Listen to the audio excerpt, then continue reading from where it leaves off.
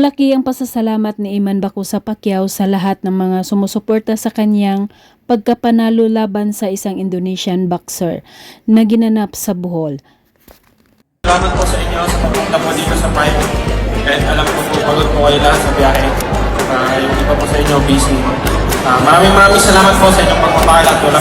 Pagkatapos i-announce ang pagkapanalo ni Iman Bacosa Pacquiao, unang umakyat ang kanyang ina sa loob ng boxing ring.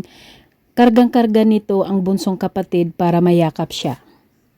Technical knockout, Iman Bacosa Pacquiao! Hindi naman pinalagpas ni Iman na lapitan at yakapin ang kanyang bisita na si Jillian Ward pagkababa nito mula sa boxing ring at maraming kinilig sa naturang tagpo.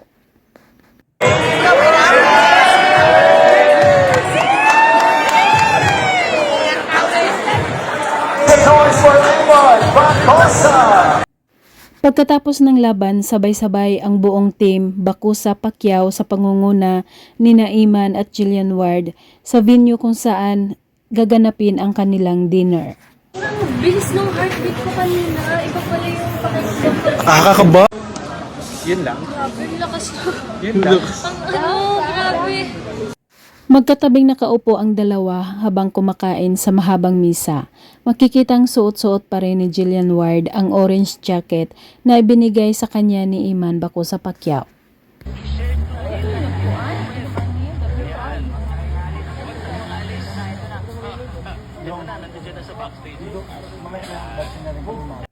Sa mahabang misa, nagsalo-salo ang lahat ng pamilya ni Iman Bacosa Pacquiao na sumama sa Bohol.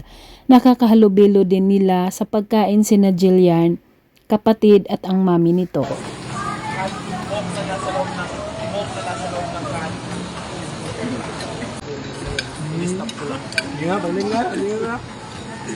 Nagkaroon din ng banding sina Jillian at Iman sa paggawa ng video sa TikTok.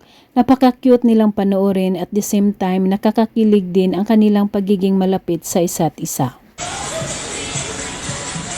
Yeah.